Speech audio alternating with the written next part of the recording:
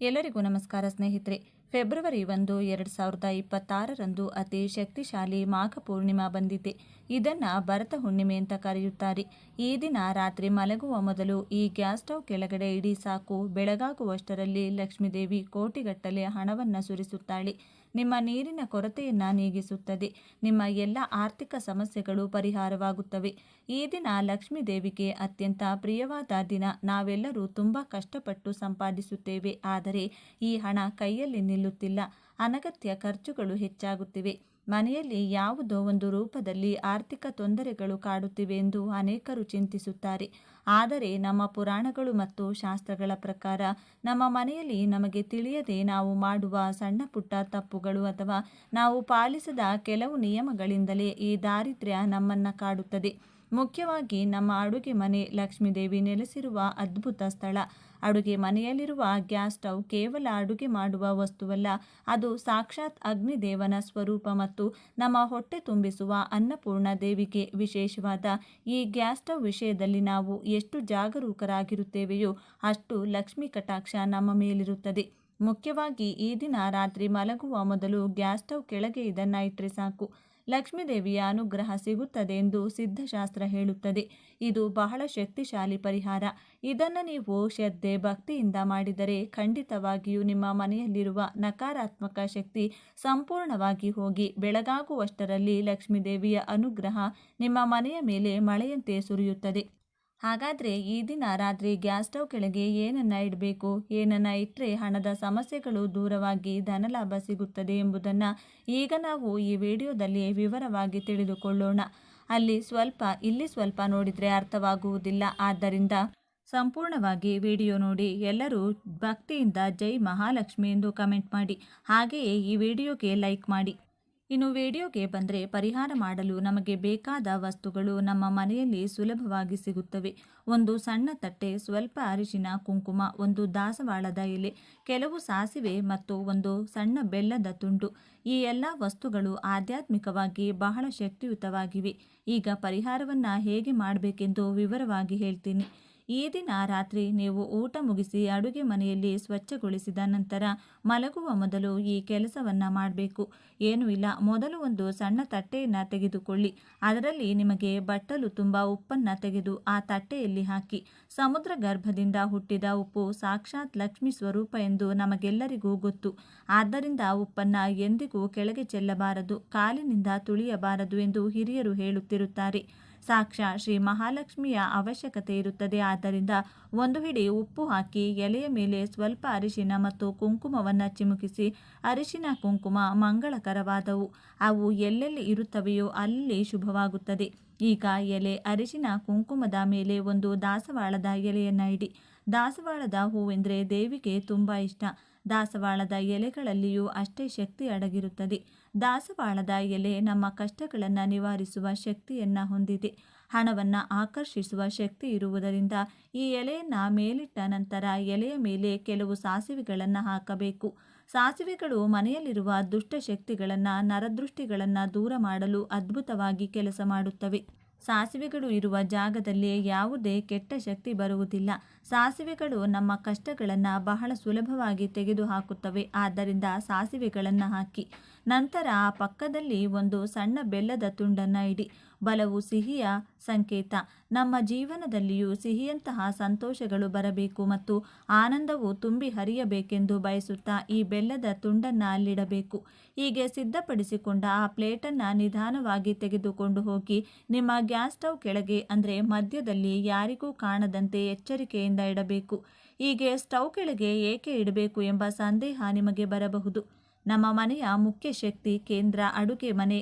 ಅದರಲ್ಲಿ gas stove ಎಂದರೆ ಅಗ್ನಿಹೋತ್ರ. ಎಲ್ಲಿ ಬೆಂಕಿ ಹುರಿಯುತ್ತದೆಯೋ ಅಲ್ಲಿ ದೈವಿಕ ಶಕ್ತಿ ಇರುತ್ತದೆ. ರಾತ್ರಿ ಇಡೀ ಈ ಶಕ್ತಿಶಾಲಿ ವಸ್ತುಗಳಾದ ಉಪ್ಪು, ಅರಿಶಿನ, ಸಾಸಿವೆ, ಬೆಲ್ಲ ಈ ವಸ್ತುಗಳನ್ನು ಗ್ಯಾಸ್ ಸ್ಟವ್ ಕೆಳಗೆ ಇರುವುದರಿಂದ ಆ ಸುತ್ತಮುತ್ತಲಿನ ಎಲ್ಲ ನಕಾರಾತ್ಮಕ ಕ್ಷೇತ್ರಗಳು ದೂರವಾಗುತ್ತೆ. ಉಪ್ಪು ಮನೆಯಲ್ಲಿರುವ ನಕಾರಾತ್ಮಕ ಶಕ್ತಿಯನ್ನು ಹೀರಿಕೊಳ್ಳುತ್ತದೆ. ಸಾಸಿವೆ ದೃಷ್ಟಿಯನ್ನು ಹೋಗುತ್ತದೆ. ಮರುದಿನ ಬೆಳಿಗ್ಗೆ ಏಳುವ ಹೊತ್ತಿಗೆ ನಿಮ್ಮ ಅಡುಗೆ ಮನೆಯನ್ನು ಸಕಾರಾತ್ಮಕ ಶಕ್ತಿಯಿಂದ ತುಂಬಿರುತ್ತದೆ. ಹಣವನ್ನು ಆಕರ್ಷಿಸಲು ಇದು ಬಹಳಷ್ಟು ಸಹಾಯ ಮಾಡುತ್ತದೆ. ಮರುದಿನ ಬೆಳಿಗ್ಗೆ ಎದ್ದ ತಕ್ಷಣ ಸ್ನಾನ ಮಾಡಿ ಆ ತಟ್ಟೆಯನ್ನು ತೆಗೆದು ಅದರಲ್ಲಿರುವ ವಸ್ತುಗಳನ್ನು ಯಾವುದಾದರೂ ಮರದ ಬುಡದಲ್ಲಿಯೋ ಅಥವಾ ಹರಿಯುವ ನೀರಿನಲ್ಲಿಯೋ ಹಾಕಬಹುದು. ಈ ದಿನಗಳಲ್ಲಿ ಅನೇಕ ಜನರು ರಾತ್ರಿ ಅಡುಗೆ ಮುಗಿದ ತಕ್ಷಣ ಆ ಪಾತ್ರೆಗಳು, ಬಾಣಲೆಗಳು ಎಲ್ಲವನ್ನ ಸ್ಟವ್ ಮೇಲೆ ಹಾಗೆಯೇ ಬಿಟ್ಟು ಸ್ಟವ್ ಒರೆಸದೆ ಮಲಗುತ್ತಾರೆ. ಇದು ಬಹಳ ದೊಡ್ಡ ತಪ್ಪು. ಹೀಗೆ ಮಾಡೋದ್ರಿಂದ ಲಕ್ಷ್ಮೀ ದೇವಿಗೆ ಕೋಪ ಬರುತ್ತದೆ. ಎಣ್ಣೆ ಕಲೆಗಳಿಂದ ತುಂಬಿದ ಗ್ಯಾಸ್ ಸ್ಟವ್ ಅನ್ನ ಹಾಗೆ ಬಿಡುವುದು ದಾರಿದ್ರ್ಯವನ್ನ ಆಹ್ವಾನಿಸಿದಂತೆ. ಗ್ಯಾಸ್ ಸ್ಟವ್ ಲಕ್ಷ್ಮೀ ದೇವಿಯ ಸ್ವರೂಪವಾಗಿರುವುದರಿಂದ ರಾತ್ರಿ ಮಲಗುವ ಮೊದಲು ಅದನ್ನು ಸ್ವಚ್ಛವಾಗಿ ಒರೆಸಬೇಕು. ಸ್ಟವ್ ಮೇಲೆ ಯಾವುದೇ ಪಾತ್ರೆಗಳನ್ನು ಇಡದೆ ಖಾಲಿಯಾಗಿ ಇಡಬೇಕು. ಕೆಲವರು ಗ್ಯಾಸ್ ಸ್ಟವ್ ಮೇಲೆ ಅನಗತ್ಯ ವಸ್ತುಗಳನ್ನಿಡುತ್ತಾರೆ. ಔಷಧಿ ಬಾಟಲಿಗಳಂಥ ವಸ್ತುಗಳನ್ನು ಇಡುತ್ತಾರೆ. ಅದು ಒಳ್ಳೆಯದಲ್ಲ. ಗ್ಯಾಸ್ ಸ್ಟವ್ ಯಾವಾಗಲೂ ಹೊಳೆಯುತ್ತಿರಬೇಕು. ಆಗ ಮಾತ್ರ ನಿಮ್ಮ ಜೀವನವು ಹೊಳೆಯುತ್ತದೆ. ಮುಖ್ಯವಾಗಿ ಬರ್ನರ್ಗಳನ್ನು ಸಹ ಆಗಾಗ ಸ್ವಚ್ಛಗೊಳಿಸುತ್ತಿರಬೇಕು. ವಾಸ್ತುಶಾಸ್ತ್ರದ ಪ್ರಕಾರ ಅಡುಗೆ ಸರಿಯಾಗಿ ಆಗದಿದ್ದರೆ ಅದು ಮನೆಯಲ್ಲಿ ಜಗಳಗಳಿಗೆ ಮತ್ತು ಆರ್ಥಿಕ ತೊಂದರೆಗಳಿಗೆ ಕಾರಣವಾಗುತ್ತದೆ. ಇನ್ನು ಬೆಳಗ್ಗೆ ನೀವು ಮಾಡಬೇಕಾದ ಮತ್ತೊಂದು ಪ್ರಮುಖ ಕೆಲಸದ ಬಗ್ಗೆ ಮಾತನಾಡೋಣ. ಬೆಳಗ್ಗೆ ಎದ್ದ ತಕ್ಷಣ ಸ್ನಾನ ಮಾಡಿ ಅಡುಗೆ ಮನೆಗೆ ಹೋಗಿ ಗ್ಯಾಸ್ ಸ್ಟವ್ಗೆ ನಮಸ್ಕರಿಸಬೇಕು. ಅಡುಗೆ ಪ್ರಾರಂಭಿಸುವ ಮೊದಲು ಸ್ಟವ್ ಮೇಲೆ ಸ್ವಲ್ಪ ನೀರು ಚಿಮುಕಿಸಿ ಅಥವಾ ಸ್ವಲ್ಪ ಸ್ಟವ್ವನ್ನು ಒರೆಸಿ. ಸಾಧ್ಯವಾದರೆ ಸ್ಟವ್ನ 2 ಬದಿಗಳಲ್ಲಿ ಸಣ್ಣ ರಂಗೋಲಿ ಹಾಕಿ ನಂತರ ಸ್ಟವ್ ಹಚ್ಚಿ. ಮೊದಲ ಬಾರಿಗೆ ಚಹಾ ಮಾಡದೆ ಹಾಲು ಉಕ್ಕಿಸುವುದನ್ನು ಅಭ್ಯಾಸ ಮಾಡಿಕೊಳ್ಳಿ. ಒಂದು ಸಣ್ಣ ಪಾತ್ರೆಯಲ್ಲಿ ಹಾಲು ಹಾಕಿ ಅದು ಉಕ್ಕಿ ಕೆಳಗೆ ಬೀಳುವಂತೆ ಕಾಯಿಸಿ. ಹಾಲು ಉಕ್ಕುವುದು ಸಮೃದ್ಧಿಯ ಸಂಕೇತ. ಹಾಗೆಯೇ ಹಾಲು ಉಕ್ಕಿ ಪಾತ್ರೆಯಿಂದ ಹೊರಬರುವಂತೆ ನಮ್ಮ ಮನೆಯಲ್ಲಿ ಸಂಪತ್ತು ಮತ್ತು ಸಂತೋಷವು ಉಕ್ಕಿ ಹರಿಯುತ್ತದೆ ಎಂದು ಇದರ ಅರ್ಥ. ಹಾಲು ಉಕ್ಕುತ್ತಿರುವಾಗ ನಿಮ್ಮ ಇಷ್ಟ ದೇವರನ್ನು ಅಥವಾ ಲಕ್ಷ್ಮೀ ದೇವಿಯನ್ನು ಮನಸ್ಸಿನಲ್ಲಿ ನೆನೆದು ನಮ್ಮ ಮನೆ ಯಾವಾಗಲೂ ಹಾಗೆಯೇ ಸಿರಿ ಸಂಪತ್ತುಗಳಿಂದ ತುಂಬಿರಲಿ ಎಂದು ಪ್ರಾರ್ಥಿಸಿ. ಆ ಉಕ್ಕಿ ಹರಿಯುವ ಹಾಲಿಗೆ ಸ್ವಲ್ಪ ಸಕ್ಕರೆ ಹಾಕಿ ನಿಧಾನವಾಗಿ ಮನೆಯವರೆಲ್ಲರೂ ಹಾಲು ಕುಡಿದರೆ ತುಂಬ ಒಳ್ಳೆಯದು. ಈ ದಿನ ಗ್ಯಾಸ್ ಸ್ಟವನ್ನು ಪೂಜಿಸುವುದು ಎಂದರೆ ಸಾಕ್ಷಾತ್ ಆ ಮಹಾಲಕ್ಷ್ಮಿಯನ್ನು ಪೂಜಿಸುವುದು. ಏಕೆಂದರೆ ಮಹಿಳೆಯರು ತಮ್ಮ ಜೀವನದ ಹೆಚ್ಚಿನ ಭಾಗವನ್ನು ಅಡುಗೆ ಮನೆಯಲ್ಲಿ ಕಳೆಯುತ್ತಾರೆ. ಅಡುಗೆ ಮಾಡುವಾಗ ಕಿರಿಕಿರಿಗೊಳ್ಳದೆ, ಕೋಪಗೊಳ್ಳದೆ, ಶಾಂತ ಮನಸ್ಸಿನಿಂದ ಅಡುಗೆ ಮಾಡಿದರೆ ಆಹಾರವು ಅಮೋಘವಾಗಿ ಬದಲಾಗುತ್ತದೆ. ಅದೇ ಜಗಳ ಆಡುತ್ತಾ ಅಥವಾ ಬೈಯುತ್ತಾ ಅಡುಗೆ ಮಾಡಿದರೆ ಆಹಾರ ವಿಷವಾಗಿ ಬದಲಾಗಿ ತಿನ್ನಲು ಅನಾರೋಗ್ಯ ಮತ್ತು ಮನಸ್ತಾಪಗಳು ಬರುತ್ತವೆ. ಆದ್ದರಿಂದ ಗ್ಯಾಸ್ ಸ್ಟವನ್ನು ಕೇವಲ ಯಂತ್ರದಂತೆ ನೋಡಬೇಡಿ, ಅದನ್ನು ದೇವತೆಯಂತೆಯೂ ಭಾವಿಸಿ. ನಾವು ಹೇಳಿದ ಈ ಉಪ್ಪು, ಮಂದಾರ ಎಲೆ ಪರಿಹಾರವು ತುಂಬ ಚಿಕ್ಕದಾಗಿರಬಹುದು, ಆದರೆ ಇದರ ಹಿಂದಿರುವ ಅರ್ಥವು ತುಂಬ ದೊಡ್ಡದು. ನಮ್ಮ ಪೂರ್ವಜರು ಏನೇ ಹೇಳಿದರೂ ಅದರಲ್ಲಿ ಒಂದು ವೈಜ್ಞಾನಿಕ ಮತ್ತು ಆಧ್ಯಾತ್ಮಿಕತೆ ಇರುತ್ತದೆ. ರಾತ್ರಿ ಪರಿಹಾರ ಮಾಡುವುದರಿಂದ ಬೆಳಿಗ್ಗೆ ಮನೆಯ ಪಾಸಿಟಿವ್ ವೈಬ್ರೇಷನ್ನಿಂದ ತುಂಬಿರುತ್ತದೆ. ಯಾವಾಗ ಮನೆ ಶಾಂತವಾಗಿ, ಸ್ವಚ್ಛವಾಗಿ, ಸುಗಂಧದಿಂದ ಕೂಡಿರುತ್ತದೆಯೋ ಅಲ್ಲಿ ಲಕ್ಷ್ಮೀ ದೇವಿ ನೆಲೆಸುತ್ತಾಳೆ. ಕೋಟಿಗಳನ್ನು ಸಂಪಾದಿಸುವುದು ಮುಖ್ಯವಲ್ಲ, ಸಂಪಾದಿಸಿದ ಹಣದಲ್ಲಿ ಸ್ವಲ್ಪವಾದರೂ ಉಳಿಸುವುದು ಮತ್ತು ಅದನ್ನು ಒಳ್ಳೆಯ ಕಾರ್ಯಗಳಿಗೆ ಬಳಸುವುದು ಮುಖ್ಯ. ಇದಕ್ಕೆ ಸಣ್ಣ ಸಣ್ಣ ಸಲಹೆಗಳು ಬಹಳಷ್ಟು ಸಹಾಯ ಮಾಡುತ್ತವೆ. ಆದ್ದರಿಂದ ನಾಳೆ ರಾತ್ರಿ ಪರಿಹಾರ ಮಾಡಿ ನೋಡಿ. ಒಂದು ತಟ್ಟೆಯಲ್ಲಿ ಉಪ್ಪು, ಅರಿಶಿನ, ಕುಂಕುಮ, ದಾಸವಾಳದ ಎಲೆ, ಸಾಸಿವೆ, ಬೆಲ್ಲವನ್ನು ಇಟ್ಟು ಗ್ಯಾಸ್ ಸ್ಟವ್ ಕೆಳಗೆ ಇಡಿ. ನಿಮ್ಮ ಕಷ್ಟಗಳು ಸಾಸಿವೆ ಸಿಡಿದಂತೆ ಮಾಯವಾಗುತ್ತವೆ. ನಿಮ್ಮ ಜೀವನದಲ್ಲಿ ಬೆಲ್ಲದಂತಹ ಸಿಹಿ ಸಿಗುತ್ತದೆ. ಲಕ್ಷ್ಮೀ ದೇವಿಯ ಅನುಗ್ರಹದಿಂದ ನಿಮ್ಮ ಆರ್ಥಿಕ ತೊಂದರೆಗಳು ದೂರವಾಗಿ ಧನಲಾಭವಾಗುತ್ತದೆ. ನಂಬಿಕೆಯಿಂದ ಮಾಡಿ, ಶುಭ ಫಲಿತಾಂಶಗಳನ್ನು ಪಡೆಯಿರಿ. ಇನ್ನು ನಾವು ಈಗ ಹೇಳುವ ಒಂದು ಸಣ್ಣ ಪರಿಹಾರವನ್ನು ಮಾಡಿದರೆ ನಿಮಗಿರುವ ಎಲ್ಲ ರೀತಿಯ ಸಮಸ್ಯೆಗಳು ದೂರವಾಗಿ ಅಪಾರವಾದ ಸಂತೋಷ ಸಿಗುತ್ತದೆ. ಜ್ಯೋತಿಷ್ಯ ತಜ್ಞರು ಏನಾಗಬಹುದು ಎಂದು ಹೇಳುತ್ತಾರೆ. ಆ ಪರಿಹಾರ ಏನು? ಈ ಪರಿಹಾರಕ್ಕೆ 21 ಏಲಕ್ಕಿ, 1 ಬಿಳಿ ಬಟ್ಟೆ ಬೇಕು. ಪ್ರಮುಖ ವಿಷಯವೇನೆಂದರೆ ಈ ಪರಿಹಾರವನ್ನು ಸ್ನಾನ ಮಾಡಿದ ನಂತರ ಮಾತ್ರ ಮಾಡಬೇಕು. ಅಂದರೆ ಸ್ನಾನ ಮಾಡಿದ ನಂತರ ಗಂಟೆಗಳ ಒಳಗೆ ಈ ಪರಿಹಾರವನ್ನು ಮಾಡಬೇಕು. ಈ ಒಂದು ವಿಷಯವನ್ನು ನೆನಪಿನಲ್ಲಿಡಿ. ಏನು ಮಾಡಬೇಕು ಎಂದು ಈಗ ನಾವು ತಿಳಿದುಕೊಳ್ಳೋಣ. ಮೊದಲು ಒಂದು ಬಿಳಿ ಬಟ್ಟೆಯನ್ನು ತೆಗೆದುಕೊಳ್ಳಿ. ಹೊಸದನ್ನು ತೆಗೆದುಕೊಳ್ಳಿ. ಅದರಲ್ಲಿ 11 ಏಲಕ್ಕಿಗಳನ್ನು ಹಾಕಿ. ಏಲಕ್ಕಿಗಳನ್ನು ಗಂಟು ಕಟ್ಟಿ ಈ ಗಂಟನ್ನು ಪೂಜಾ ಕೋಣೆಯಲ್ಲಿ ಅಥವಾ ದೇವರ ಫೋಟೋಗಳ ಹತ್ತಿರ ಇಡಿ. ನಂತರ ಸಾಂಬ್ರಾಣಿ ಹಚ್ಚಿ ಧೂಪವನ್ನು ತೋರಿಸಿ ನಿಮ್ಮ ಮನಸ್ಸಿನಲ್ಲಿರುವ ಹಣಕ್ಕೆ ಸಂಬಂಧಿಸಿದ ಆಸೆಗಳನ್ನು ಹೇಳಿಕೊಳ್ಳಿ. ಹಾಗೆ ಹೇಳಿದ ನಂತರ ಈ ಗಂಟುಗಳನ್ನು ತೆಗೆದು ನಿಮ್ಮ ಮನೆಯ ಮುಖ್ಯ ದ್ವಾರದ ಮೇಲ್ಭಾಗಕ್ಕೆ ಕಟ್ಟಿ. ಹಾಗೆ ಕಟ್ಟಿದ ನಂತರ ಇನ್ನೊಂದು 10 ಏಲಕ್ಕಿಗಳನ್ನು ತೆಗೆದುಕೊಂಡು ಸಣ್ಣ ಬಟ್ಟಲಿನಲ್ಲಿ ಹಾಕಿ 1/2 ಗ್ಲಾಸು ನೀರು ಹಾಕಿ. ಆ ನೀರನ್ನು ಚೆನ್ನಾಗಿ ಕುದಿಸಿ, ಅಂದರೆ ಅರ್ಧ ಗ್ಲಾಸ್ ನೀರು 2 ಚಮಚ ನೀರಾಗುವವರೆಗೂ ಚೆನ್ನಾಗಿ ಕುದಿಸಿ. ಹಾಗೆ ಕುದಿಸಿದ ನಂತರ ನೀರಿನಿಂದ ಎಲೆಗಳನ್ನು ತೆಗೆದು ಆ ನೀರನ್ನು ಬೇರ್ಪಡಿಸಿ. ಈ ನೀರು ತಣ್ಣಗಾದ ನಂತರ ಈ ನೀರನ್ನು ಬಾಗಿಲ ಮೇಲೆ ಕಟ್ಟಿದ ಗಂಟು ಮೇಲೆ ಚಿಮುಕಿಸಿ 2 ಚಮಚ ನೀರು ಬರುವವರೆಗೂ ಕುದಿಸುತ್ತೀರಿ ಅಲ್ಲವೇ? ಆ ನೀರನ್ನು ಬಾಗಿಲ ಮೇಲೆ ಚಿಮುಕಿಸಿ ಹೀಗೆ ಮಾಡಿದರೆ ಖಂಡಿತವಾಗಿಯೂ ನಿಮ್ಮ ಮನೆಯಲ್ಲಿರುವ ಹಣದ ಸಮಸ್ಯೆಗಳು ನಿವಾರಣೆಯಾಗುತ್ತವೆ. ನೀವು ಬಯಸಿದ ಆಸೆ ಈಡೇರುತ್ತದೆ. ಲಕ್ಷ್ಮೀದೇವಿ ನಿಮ್ಮ ಮನೆಯಲ್ಲಿ ನೆಲೆಸುತ್ತಾಳೆ. 4 ದಿಕ್ಕುಗಳಿಂದಲೂ ಹಣ ಆಕರ್ಷಿತವಾಗುತ್ತದೆ. 4 ದಿಕ್ಕುಗಳಿಂದಲೂ ಹಣ ಬರುತ್ತದೆ. ಹಣ ಸಂಪಾದನೆ ಹೆಚ್ಚಾಗುತ್ತದೆ. ಆರ್ಥಿಕ ಸಮಸ್ಯೆಗಳು ನಿವಾರಣೆಯಾಗುತ್ತವೆ. ಅದೃಷ್ಟ ನಿಮ್ಮನ್ನು ಒಲಿಸಿಕೊಳ್ಳುತ್ತದೆ. ಏಲಕ್ಕಿ ಗಂಟನ್ನು ಬಾಗಿಲ ಮೇಲೆ ಕಟ್ಟಿ ಅದರ ಮೇಲೆ ಏಲಕ್ಕಿ ನೀರನ್ನು ಚಿಮುಕಿಸುವುದರಿಂದ ಲಕ್ಷ್ಮಿ ಅನುಗ್ರಹ ಪ್ರಾಪ್ತವಾಗುತ್ತದೆ.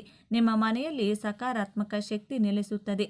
ಹಣ ಬರುತ್ತಲೇ ಇರುತ್ತದೆ. ಹಣವು ಚೆನ್ನಾಗಿ ವೃದ್ಧಿಯಾಗುತ್ತದೆ. ಆದ್ದರಿಂದ ನೀವು ಸಹ ಈ ಪರಿಹಾರವನ್ನು ಮಾಡಿ ಶುಭ ಫಲಿತಾಂಶಗಳನ್ನು ಪಡೆಯಿರಿ. ಈ ವರ್ಷ ಮಾಘ ಪೂರ್ಣಿಮೆ 2026 ಫೆಬ್ರವರಿ 1ರಂದು ಬಂದಿದೆ. ಇದನ್ನು ಮಾಘ ಹುಣ್ಣಿಮೆ ಅಥವಾ ಭರತ ಹುಣ್ಣಿಮೆ ಅಂತ ಕರೆಯುತ್ತಾರೆ. ಜ್ಯೋತಿಷ್ಯದಲ್ಲಿ ಗ್ರಹಗಳ ಸಂಯೋಗದ ಸಮಯದಲ್ಲಿ ಅನೇಕ ಯೋಗಗಳು ರೂಪುಗೊಳ್ಳುತ್ತವೆ. ಅವು ಶುಭ ಮತ್ತು ಅಶುಭ ಎರಡೂ ಆಗಿರಬಹುದು. ಅಂತಹ ಗ್ರಹಗಳ ಸಂಯೋಗ ಎಲ್ಲ ರಾಶಿಗಳ ಜೀವನದಲ್ಲಿ ಗಮನಾರ್ಹ ಬದಲಾವಣೆಗಳನ್ನು ತರುತ್ತದೆ. ಅದೇ ರೀತಿ ಈ ದಿನದಂದು ಚಂದ್ರ ತಾನಾಡುವ ರಾಶಿಗೆ ಸಂಚಾರ ಮಾಡುವ ಮೂಲಕ ಪ್ರೀತಿ ಯೋಗವನ್ನು ಸೃಷ್ಟಿಸಲಿದ್ದಾನೆ. ಜೊತೆಗೆ ಮಕರ ರಾಶಿಯಲ್ಲಿ ಶುಕ್ರ ಮತ್ತು ಬುಧನ ಸಂಯೋಗದಿಂದಾಗಿ ಲಕ್ಷ್ಮೀನಾರಾಯಣ ಯೋಗ ರೂಪುಗೊಳ್ಳಲಿದೆ. ಈ 2 ಯೋಗಗಳು ಕೆಲ ರಾಶಿಯವರಿಗೆ ಭರ್ಜರಿ ಲಾಭವನ್ನು ತಂದುಕೊಡುತ್ತವೆ. 9 ಗ್ರಹಗಳಲ್ಲಿ ಶುಕ್ರ ಸಂಪತ್ತು, ಸೌಂದರ್ಯ, ಐಷಾರಾಮಿ ಮತ್ತು ಪ್ರೀತಿಯ ಅಧಿಪತಿ. ಬುಧ ಬುದ್ಧಿವಂತಿಕೆ, ಸಂವಹನ ಮತ್ತು ಹಾಸ್ಯ ಪ್ರಜ್ಞೆಯ ಅಧಿಪತಿ. ಈ 2 ಗ್ರಹಗಳು ನಿಮ್ಮ ರಾಶಿಯ ಜಾತಕದಲ್ಲಿ ಉನ್ನತ ಸ್ಥಾನದಲ್ಲಿದ್ದರೆ ನೀವು ತುಂಬ ಅದೃಷ್ಟಶಾಲಿಗಳಾಗಿರುತ್ತೀರಿ. ಇತರರ ಗೌರವ ಮತ್ತು ಪ್ರೀತಿ ಸಿಗಲಿದೆ. ಅಲ್ಲದೆ ಐಷಾರಾಮಿ ಜೀವನ ನಿಮ್ಮದಾಗುವುದು. ಹಾಗಾದರೆ ಯಾವ ರಾಶಿಯವರಿಗೆ ಸಂಪತ್ತು, ರಾಜವೈಭೋಗ ಸಿಗಲಿದೆ ಎಂದು ತಿಳಿಯೋಣ ಬನ್ನಿ. ಅದಕ್ಕೂ ಮುಂಚೆ ನೀವಿನ್ನು ಚಾನಲ್ಗೆ ಸಬ್ಸ್ಕ್ರೈಬ್ ಆಗಿಲ್ಲ ಅಂದರೆ ಈಗಲೇ ಸಬ್ಸ್ಕ್ರೈಬ್ ಆಗಿ. ಹಾಗೆ ವಿಡಿಯೋಗೆ ಲೈಕ್ ಮಾಡಿ, ವಿಡಿಯೋ ಸ್ಕಿಪ್ ಮಾಡದೆ ಕೊನೆ ತನಕ ನೋಡಿ. ಎಲ್ಲರೂ ಭಕ್ತಿಯಿಂದ ಓಂ ಶ್ರೀ ಮಹಾಲಕ್ಷ್ಮಿ ನಮಃ ಅಂತ ಕಮೆಂಟ್ ಮಾಡಿ. ತುಲಾ ರಾಶಿ. ಬುಧ ಮತ್ತು ಶುಕ್ರನ ಸಂಯೋಗ ತುಲಾ ರಾಶಿಯ ಜನರಿಗೆ ಉತ್ತಮ ಫಲಿತಾಂಶಗಳನ್ನು ನೀಡುತ್ತದೆ. ಜೊತೆಗೆ ಚಂದ್ರನಿಂದ ರೂಪುಗೊಂಡ ಪ್ರೀತಿಯೋಗ ನಿಮ್ಮ ಪ್ರತಿಷ್ಠೆಯನ್ನು ಹೆಚ್ಚಿಸುವುದು. ನಿಮ್ಮ ಎಲ್ಲ ಆಸೆಗಳು ಈಡೇರುವ ಸಮಯ ಇದಾಗಿದೆ. ನಿಮ್ಮ ಆದಾಯವನ್ನು ಹೆಚ್ಚಿಸಲು ಹಲವು ಅವಕಾಶಗಳಿವೆ. ಕೆಲಸದಲ್ಲಿ ಬಡ್ತಿ ಮತ್ತು ಆದಾಯ ಹೆಚ್ಚಳದ ಬಲವಾದ ಸಾಧ್ಯತೆ ಉಂಟು. ವಿದೇಶಕ್ಕೆ ಹೋಗುವ ಅವಕಾಶಗಳು ಉದ್ಭವಿಸುತ್ತವೆ. ಅಲ್ಲದೆ ವಿದೇಶದಲ್ಲಿ ನಿಮ್ಮ ವ್ಯವಹಾರವನ್ನು ನೀವು ವಿಸ್ತರಿಸುವಿರಿ. ಹಿಂದೆ ಮಾಡಿದ ಸಾಲಗಳನ್ನು ತೀರಿಸಲು ಯೋಗ್ಯವಾದ ಸಮಯ ಇದು. ದಾಂಪತ್ಯ ಜೀವನದಲ್ಲಿ ಸಂತೋಷ ಹೆಚ್ಚಾಗಲಿದೆ. ಬಹಳ ದಿನಗಳಿಂದ ಬಾಕಿ ಇರುವ ಕೆಲಸಗಳು ಯಶಸ್ವಿಯಾಗಿ ಪೂರ್ಣಗೊಳ್ಳುವುದು. ವೃತ್ತಿ ಪ್ರಗತಿ ಹಾಗೂ ಆರ್ಥಿಕ ಲಾಭವನ್ನು ನೀವು ಪಡೆಯುವಿರಿ. ಧನುರಾಶಿ. ಧನುರಾಶಿಯವರಿಗೆ ಇದು ಸಂತೃಪ್ತಿ ಮತ್ತು ಶಾಂತಿಯ ಸಮಯ. ಈ ಅವಧಿಯಲ್ಲಿ ರಾಜಕೀಯ ಕ್ಷೇತ್ರದಲ್ಲಿ ಮಾಡಿದ ಪ್ರಯತ್ನಗಳು ಯಶಸ್ವಿಯಾಗುತ್ತವೆ. ಸರ್ಕಾರ ಮತ್ತು ಅಧಿಕಾರದಲ್ಲಿರುವವರೊಂದಿಗಿನ ಮೈತ್ರಿಗಳು ಪ್ರಯೋಜನಗಳನ್ನು ತರಬಹುದು. ಈ ಸಮಯದಲ್ಲಿ ಹೊಸ ಒಪ್ಪಂದಗಳು ನಿಮ್ಮ ಸ್ಥಾನ ಮತ್ತು ಪ್ರತಿಷ್ಠೆಯನ್ನು ಹೆಚ್ಚಿಸುತ್ತವೆ. ಉದ್ಯೋಗದಲ್ಲಿ ಅನಿರೀಕ್ಷಿತ ಯಶಸ್ಸು ಸಂತೋಷವನ್ನು ತರುತ್ತದೆ. ಮನೆಯಲ್ಲಿ ಶುಭ ಕಾರ್ಯಗಳು ನಡೆಯುವುದರಿಂದ ಮನಸ್ಸು ಉಲ್ಲಾಸದಿಂದ ಇರಲಿದೆ. ಅಲ್ಲದೆ ನಿಮ್ಮ ವೃತ್ತಿ ಜೀವನದಲ್ಲಿ ಪ್ರಗತಿ ಕಂಡುಬರುತ್ತದೆ. ನಿಮ್ಮ ಸ್ಥಾನಮಾನ, ಪ್ರತಿಷ್ಠೆ ಮತ್ತು ಖ್ಯಾತಿ ಹೆಚ್ಚಾಗುತ್ತದೆ. ನಿಮ್ಮ ಮಕ್ಕಳ ಕಡೆಗೆ ಜವಾಬ್ದಾರಿಗಳು ಈಡೇರಬಹುದು. ಈ ಸಮಯದಲ್ಲಿ ಪ್ರಯಾಣ ಆಹ್ಲಾದಕರ ಮತ್ತು ಪ್ರಯೋಜನಕಾರಿಯಾಗಿರುತ್ತದೆ. ಮಕರ ರಾಶಿ. ಚಂದ್ರನಿಂದ ರೂಪುಗೊಂಡ ಪ್ರೀತಿಯೋಗ ಹಾಗೂ ಲಕ್ಷ್ಮೀನಾರಾಯಣ ಯೋಗ ಹೊಸ ಆದಾಯದ ಮೂಲಗಳನ್ನು ಸೃಷ್ಟಿಸುತ್ತದೆ. ನಿಮ್ಮ ಸೌಮ್ಯ ಮತ್ತು ಮಾತು ಸಮಾಜದಲ್ಲಿ ನಿಮಗೆ ಗೌರವವನ್ನು ತಂದುಕೊಡುವುದು. ನೀವು ಶಿಕ್ಷಣ ಮತ್ತು ಸ್ಪರ್ಧೆಯಲ್ಲಿ ವಿಶೇಷ ಯಶಸ್ಸನ್ನು ಸಾಧಿಸುವಿರಿ. ಅಲ್ಲದೆ ನಿಮ್ಮ ಅದೃಷ್ಟ ಕುಲಾಯಿಸುವ ಸಮಯ ಇದು. ಉದ್ಯೋಗ ಮತ್ತು ವ್ಯವಹಾರ ಕ್ಷೇತ್ರದಲ್ಲಿ ನಿಮ್ಮ ನಿರಂತರ ಪ್ರಯತ್ನಗಳು ಅಭೂತಪೂರ್ವ ಯಶಸ್ಸನ್ನು ತರುತ್ತವೆ. ಕಾನೂನು ವಿವಾದ ಅಥವಾ ಮೊಕದ್ದಮೆಯಲ್ಲಿ ಗೆಲುವು ನಿಮಗೆ ಸಂತೋಷ ತರಬಹುದು. ಶುಭ ಖರ್ಚುಗಳು ಹೆಚ್ಚಾಗುತ್ತವೆ ಮತ್ತು ನಿಮ್ಮ ಖ್ಯಾತಿ ಬೆಳೆಯುತ್ತದೆ. ವಿದೇಶದಲ್ಲಿ ಹೂಡಿಕೆ ಹಾಗೂ ವ್ಯವಹರಿಸುವ ಅವಕಾಶಗಳನ್ನು ನೀವು ಪಡೆಯುವಿರಿ. ವೃಷಭ ರಾಶಿ. ವೃಷಭ ರಾಶಿಯಲ್ಲಿ ಜನಿಸಿದವರು ಲಕ್ಷ್ಮೀನಾರಾಯಣ ಯೋಗದ ಪ್ರಯೋಜನಗಳನ್ನು ಆನಂದಿಸುವರು. ಇನ್ನು ಚಂದ್ರನಿಂದ ರೂಪುಗೊಂಡ ಪ್ರೀತಿಯೋಗ ನಿಮಗೆ ವೈವಾಹಿಕ ಜೀವನದಲ್ಲಿ ಪ್ರೀತಿಯನ್ನು ನೀಡಲಿದೆ. ವೃಷಭ ರಾಶಿಯ ಜನರು ವೃತ್ತಿಪರ ವಿಷಯಗಳಲ್ಲಿ ಹಠಾತ್ ಯಶಸ್ಸನ್ನು ಸಾಧಿಸುವರು. ಅಲ್ಲದೆ ನಿಮಗೆ ಈ ಸಮಯದಲ್ಲಿ ಅನಿರೀಕ್ಷಿತ ಆರ್ಥಿಕ ಲಾಭಗಳು ಲಭಿಸುವುದು. ಕುಟುಂಬದಲ್ಲಿ ಶಾಂತಿ ಮತ್ತು ಸಂತೋಷದ ವಾತಾವರಣ ನೆಲೆಸಲಿದೆ. ಕೆಲಸದಲ್ಲಿ ಪ್ರಾಮಾಣಿಕರಾಗಿರುವುದಕ್ಕಾಗಿ ನಿಮ್ಮ ಮೇಲಾಧಿಕಾರಿಗಳಿಂದ ನೀವು ಮೆಚ್ಚುಗೆಯನ್ನು ಪಡೆಯುತ್ತೀರಿ. ಈ ಸಮಯದಲ್ಲಿ ವಿದೇಶದಲ್ಲಿ ಕೆಲಸ ಮಾಡುವ ಬಯಕೆ ಅರಳುತ್ತದೆ. ವ್ಯವಹಾರದಲ್ಲಿ ಬುಧ ಮತ್ತು ಶುಕ್ರನ ಕೃಪೆಯಿಂದ ಲಾಭ ಮತ್ತು ಆದಾಯ ಹೆಚ್ಚಾಗುವುದು. ಮಿಥುನ ರಾಶಿ. ಲಕ್ಷ್ಮೀನಾರಾಯಣ ಯೋಗದ ಲಾಭವನ್ನು ಅನುಭವಿಸುವ ಮತ್ತೊಂದು ರಾಶಿ ಮಿಥುನ. ಈ ರಾಶಿಯಲ್ಲಿ ಜನಿಸಿದ ಜನರು ಶುಕ್ರ ಮತ್ತು ಬುಧನ ಆಶೀರ್ವಾದವನ್ನು ಪಡೆಯುತ್ತಾರೆ. ಜೀವನದ ಎಲ್ಲ ಕ್ಷೇತ್ರಗಳಲ್ಲಿ ಯಶಸ್ವಿ ಸಿಗಲಿದೆ. ಶ್ರಮಕ್ಕೆ ತಕ್ಕಂತೆ ದುಪ್ಪಟ್ಟು ಲಾಭವನ್ನು ನೀವು ಪಡೆಯುವಿರಿ. ಸ್ವಂತ ಹುದ್ದೆ ಶುರು ಮಾಡಲು ಸಾಧ್ಯವಾಗಲಿದೆ. ಇದು ಜೀವನದಲ್ಲಿ ತೃಪ್ತಿ ಮತ್ತು ಸಂತೋಷವನ್ನು ಹೆಚ್ಚಿಸುತ್ತದೆ. ದೀರ್ಘಕಾಲದಿಂದ ಅಪೂರ್ಣಗೊಂಡ ಕೆಲಸಗಳನ್ನು ಮತ್ತೆ ಪ್ರಾರಂಭಿಸುವಿರಿ. ಈ ಸಮಯದಲ್ಲಿ ನಿಮಗೆ ಹೊಸ ಶಕ್ತಿ ಮತ್ತು ಜವಾಬ್ದಾರಿ ಹೆಚ್ಚಾಗಲಿದೆ. ವ್ಯಾಪಾರ ಮಾಡುವವರಿಗೆ ಇದು ಒಳ್ಳೆಯ ಅವಧಿ. ನಿಮ್ಮ ಕಠಿಣ ಪರಿಶ್ರಮಕ್ಕೆ ತಕ್ಕ ಪ್ರತಿಫಲವನ್ನು ನೀವು ಪಡೆಯುವಿರಿ. ಆರ್ಥಿಕ ಸ್ಥಿತಿ ಗಮನಾರ್ಹವಾಗಿ ಸುಧಾರಿಸಲಿದೆ. ಅಲ್ಲದೆ ಈ ಅವಧಿಯಲ್ಲಿ ಹೊಸ ಉದ್ಯೋಗಾವಕಾಶಗಳು ನಿಮ್ಮನ್ನು ಹುಡುಕಿಕೊಂಡು ಬರುವುದು. ಜೊತೆಗೆ ಉದ್ಯೋಗದಲ್ಲಿ ಬಡ್ತಿ ಮತ್ತು ಸಂಬಳ ಹೆಚ್ಚಳದ ಸಾಧ್ಯತೆಗಳಿವೆ. ಮತ್ತೊಂದೆಡೆ ಉದ್ಯಮಿಗಳು ವ್ಯವಹಾರದಲ್ಲಿ ಉತ್ತಮ ಲಾಭವನ್ನು ಪಡೆಯುತ್ತಾರೆ. ಅಲ್ಲದೆ ಸಿಂಹ ರಾಶಿಯವರಿಗೆ ಮಹಾಲಕ್ಷ್ಮಿಯ ಆಶೀರ್ವಾದವೂ ಲಭ್ಯವಿದೆ. ಆದ್ದರಿಂದ ಈ ಅವಧಿಯಲ್ಲಿ ನೀವು ಏನೇ ಪ್ರಯತ್ನಿಸಿದರೂ ನೀವು ಅದರಲ್ಲಿ ಉತ್ತಮ ಯಶಸ್ಸನ್ನು ಪಡೆಯುತ್ತೀರಿ. ಕನ್ಯಾ ರಾಶಿ. ಕನ್ಯಾ ರಾಶಿಯಲ್ಲಿ ಜನಿಸಿದವರ ಜೀವನದಲ್ಲಿ ಲಕ್ಷ್ಮೀನಾರಾಯಣ ಯೋಗ ಅದೃಷ್ಟ ಮತ್ತು ಸಂತೋಷವನ್ನು ತರಲಿದೆ. ಅಲ್ಲದೆ ಚಂದ್ರನಿಂದ ರೂಪುಗೊಂಡ ಪ್ರೀತಿಯೋಗ ಬೇಡಿದ ವರವನ್ನು ನೀಡಲಿದೆ. ಆದ್ದರಿಂದ ಕನ್ಯಾ ರಾಶಿಯವರು ಈ ಅವಧಿಯಲ್ಲಿ ಎಲ್ಲ ಕ್ಷೇತ್ರಗಳಲ್ಲಿ ಸಂತೃಪ್ತಿ ಮತ್ತು ಶಾಂತಿಯನ್ನು ಅನುಭವಿಸುತ್ತಾರೆ. ವ್ಯಾಪಾರ ಮಾಡುವವರಿಗೆ ದೊಡ್ಡ ಲಾಭ ಪಡೆಯಲು ಇದು ಅನುಕೂಲಕರ ಸಮಯ. ಆರ್ಥಿಕ ಸ್ಥಿತಿ ಗಮನಾರ್ಹವಾಗಿ ಸುಧಾರಿಸುತ್ತದೆ. ಆರೋಗ್ಯದಲ್ಲಿ ಸ್ವಲ್ಪ ಹಿನ್ನಡೆ ಉಂಟಾಗಬಹುದು. ಆದ್ದರಿಂದ ಜಾಗರೂಕರಾಗಿರುವುದು ಅವಶ್ಯಕ. ಹಣ ಗಳಿಸುವ ಬಲವಾದ ಅವಕಾಶವಿದೆ. ವ್ಯವಹಾರದಲ್ಲಿ ಹಠಾತ್ ಲಾಭ, ಆರ್ಥಿಕ ಚಿಂತೆಗಳನ್ನು ದೂರ ಮಾಡುವುದು. ಇನ್ನು ವೃತ್ತಿಯಲ್ಲಿ ಸಹೋದ್ಯೋಗಿಗಳ ಸಹಕಾರ ಇರಲಿದೆ. ಭೂಮಿಯನ್ನು ಮಾರಾಟ ಮಾಡುವ ಮೂಲಕ ನೀವು ಬಹಳಷ್ಟು ಹಣವನ್ನು ಪಡೆಯುತ್ತೀರಿ. ಕೆಲಸದಲ್ಲಿ ನಿಮ್ಮ ಖ್ಯಾತಿ ದ್ವಿಗುಣವಾಗಲಿದೆ. ಒಟ್ಟಾರೆಯಾಗಿ ಈ ಅವಧಿ ಅನುಕೂಲಕರವಾಗಿರುತ್ತದೆ. ಕಟಕ ರಾಶಿ. ಬುಧ ಮತ್ತು ಗುರುವಿನ ನವಪಂಚಮ ರಾಜಯೋಗವು ಕರ್ಕಾಟಕ ರಾಶಿಯವರಿಗೆ ಲಾಭಕಾರಿಯಾಗಬಹುದು. ನೀವು ಆಧ್ಯಾತ್ಮಿಕತೆಯ ಕಡೆಗೆ ಹೆಚ್ಚು ಒಲವು ತೋರಬಹುದು. ಸಂತೋಷವು ನಿಮ್ಮ ಜೀವನವನ್ನು ಪ್ರವೇಶಿಸಬಹುದು. ವ್ಯಾಪಾರ ವಲಯದಲ್ಲಿಯೂ ಲಾಭಗಳು ಸಾಧ್ಯ. ಜ್ಯೋತಿಷ್ಯ, ಅತೀಂದ್ರಿಯ ವಿಜ್ಞಾನ, ಶಿಕ್ಷಣ, ಬ್ಯಾಂಕಿಂಗ್ ಅಥವಾ ಸಂಶೋಧನೆಯಲ್ಲಿ ತೊಡಗಿರುವವರು ಸಹ ಪ್ರಯೋಜನ ಪಡೆಯುತ್ತಾರೆ. ಪ್ರೇಮ ಸಂಬಂಧಗಳು ಬಲಗೊಳ್ಳುತ್ತವೆ ಮತ್ತು ನೀವು ಸ್ನೇಹಿತರಿಂದ ಬೆಂಬಲವನ್ನು ಪಡೆಯುತ್ತೀರಿ. ಅನಗತ್ಯ ವೆಚ್ಚಗಳು ಕಡಿಮೆಯಾಗಬಹುದು. ಆದಾಯದ ಬಹುಮೂಲಗಳು ತೆರೆದುಕೊಳ್ಳಬಹುದು. ನಿಮ್ಮ ಕಠಿಣ ಪರಿಶ್ರಮ ಮತ್ತು ಸ್ಥಿರ ಪ್ರಯತ್ನಗಳನ್ನು ಪ್ರಶಂಸಿಸುವ ಸಾಧ್ಯತೆ ಇದೆ. ವ್ಯವಹಾರದಲ್ಲಿ ತೊಡಗಿರುವವರು ಯಶಸ್ಸನ್ನು ಕಾಣಬಹುದು. ವಿಶೇಷವಾಗಿ ವ್ಯಾಪಾರ ಮತ್ತು ಷೇರು ಮಾರುಕಟ್ಟೆಯ ಮೂಲಕ ಗಣನೀಯ ಲಾಭದ ಸಾಧ್ಯತೆಯೊಂದಿಗೆ ಈ ಸಮಯದಲ್ಲಿ ನೀವು ಸಂಪತ್ತನ್ನು ಸಂಗ್ರಹಿಸುವಲ್ಲಿಯೂ ಯಶಸ್ವಿಯಾಗುತ್ತೀರಿ ಮತ್ತು ನಿಮ್ಮ ಆರ್ಥಿಕ ಪರಿಸ್ಥಿತಿ ಬಲವಾಗಿರುತ್ತದೆ. ಒಟ್ಟಾರೆಯಾಗಿ ಹಣಕಾಸಿನ ವಿಷಯಗಳಲ್ಲಿ ಸಮಯವು ನಿಮಗೆ ಅನುಕೂಲಕರವಾಗಿರುತ್ತದೆ. ಕುಂಭರಾಶಿ. ಗುರು ಮತ್ತು ಬುಧನ ನವಪಂಚಮ ರಾಜಯೋಗವು ಕುಂಭರಾಶಿಯವರಿಗೆ ಹಲವು ವಿಧಗಳಲ್ಲಿ ವಿಶೇಷವಾಗಿರುತ್ತದೆ. ಬುಧನು ಈ ರಾಶಿಯ ಲಗ್ನ ಮನೆಯಲ್ಲಿ ಮತ್ತು ಗುರು 5ನೇ ಮನೆಯಲ್ಲಿರುತ್ತಾನೆ. ಪರಿಣಾಮವಾಗಿ ಈ ರಾಶಿ ಚಕ್ರದ ಸ್ಥಳೀಯರ ಅನೇಕ ಆಸೆಗಳು ಈಡೇರಬಹುದು. ನಿಮ್ಮ ಕನಸುಗಳು ನನಸಾಗಬಹುದು. ನಿಮ್ಮ ವೃತ್ತಿ ಜೀವನದಲ್ಲಿ ಹಠಾತ್ ಲಾಭದ ಸಾಧ್ಯತೆಗಳಿವೆ. ಸೂರ್ಯ ಮತ್ತು ಶುಕ್ರ ಕೂಡ ಈ ರಾಶಿಯಲ್ಲಿ ಸ್ಥಾನ ಪಡೆಯುತ್ತಾರೆ. ಪರಿಣಾಮವಾಗಿ ಅದೃಷ್ಟವು ನಿಮಗೆ ಅನುಕೂಲಕರವಾಗಿರಬಹುದು. ದೀರ್ಘಕಾಲದಿಂದ ಬಾಕಿ ಇರುವ ಕೆಲಸಗಳು ಪೂರ್ಣಗೊಳ್ಳಬಹುದು. ಸಂಪತ್ತು ಮತ್ತು ಸಮೃದ್ಧಿಯಲ್ಲಿ ತ್ವರಿತ ಹೆಚ್ಚಳವಾಗಬಹುದು. ನೀವು ಉಳಿತಾಯ ಮಾಡಲು ಸಹ ಸಾಧ್ಯವಾಗುತ್ತದೆ. ನೀವು ವ್ಯವಹಾರದಲ್ಲಿ ಗಮನಾರ್ಹ ಲಾಭ ಗಳಿಸಬಹುದು. ನೀವು ಯಶಸ್ವಿ ಉದ್ಯಮಿಯಾಗಿ ಹೊರಹೊಮ್ಮಬಹುದು. ನೀವು ಇತರರಿಗೆ ಸ್ಫೂರ್ತಿಯಾಗಬಹುದು. ಪ್ರೇಮ ಜೀವನವು ಉತ್ತಮವಾಗಿರುತ್ತದೆ. ನಿಮ್ಮ ಸಂಗಾತಿಯೊಂದಿಗೆ ನೀವು ಗುಣಮಟ್ಟದ ಸಮಯವನ್ನು ಕಳೆಯುತ್ತೀರಿ. ನೀವು ಪರಸ್ಪರ ಸಮಯ ಕಳೆಯಲು ಸಾಧ್ಯವಾಗುತ್ತದೆ. ನಿಮ್ಮ ಆರೋಗ್ಯವು ಉತ್ತಮವಾಗಿರುತ್ತದೆ. ಈ ರಾಶಿಯ ಜನರ ಸೌಕರ್ಯಗಳು ಮತ್ತು ಐಷಾರಾಮಿಗಳು ವೇಗವಾಗಿ ಹೆಚ್ಚಾಗಬಹುದು. ದೀರ್ಘಕಾಲದಿಂದ ಬಾಕಿ ಉಳಿದಿರುವ ಕೆಲಸಗಳು ಪೂರ್ಣಗೊಳ್ಳಬಹುದು. ಮನೆ ಹೊಂದುವ ಕನಸು ಈಡೇರಬಹುದು. ವೃತ್ತಿ ಕ್ಷೇತ್ರದಲ್ಲಿಯೂ ಗಮನಾರ್ಹ ಪ್ರಯೋಜನಗಳು ಸಿಗಬಹುದು. ನಿಮ್ಮ ಕಠಿಣ ಪರಿಶ್ರಮ ಮತ್ತು ಸಮರ್ಪಣೆ ಫಲ ನೀಡಬಹುದು. ನೀವು ಅಪಾರ ಯಶಸ್ಸನ್ನು ಸಾಧಿಸಬಹುದು. ನಿಮ್ಮ ಆರ್ಥಿಕ ಪರಿಸ್ಥಿತಿಗೆ ಸಂಬಂಧಿಸಿದಂತೆ ಹೊಸ ಆದಾಯದ ಮೂಲಗಳು ತೆರೆದುಕೊಳ್ಳಬಹುದು. ಸಂಪತ್ತನ್ನು ಸಂಗ್ರಹಿಸುವಲ್ಲಿ ನೀವು ಯಶಸ್ವಿಯಾಗಬಹುದು. ನಿಮ್ಮ ಜೀವನದಲ್ಲಿ ಸಂತೋಷ ಬರಬಹುದು. ವ್ಯವಹಾರದಲ್ಲಿರುವವರಿಗೆ ನವಪಂಚಮ ರಾಜಯೋಗವು ಹಲವು ವಿಧಗಳಲ್ಲಿ ಮಹತ್ವದ್ದಾಗಿರಬಹುದು. ಪಾಲುದಾರಿಕೆ ವ್ಯವಹಾರವು ಗಮನಾರ್ಹ ಲಾಭವನ್ನು ತರುತ್ತದೆ. ನಿಮ್ಮ ಸಂಗಾತಿಯ ವಿಶ್ವಾಸವನ್ನು ಗಳಿಸುವಲ್ಲಿ ನೀವು ಯಶಸ್ವಿಯಾಗಬಹುದು. ಇದು ಗಮನಾರ್ಹ ವ್ಯಾಪಾರ ಲಾಭಗಳಿಗೆ ಕಾರಣವಾಗಬಹುದು.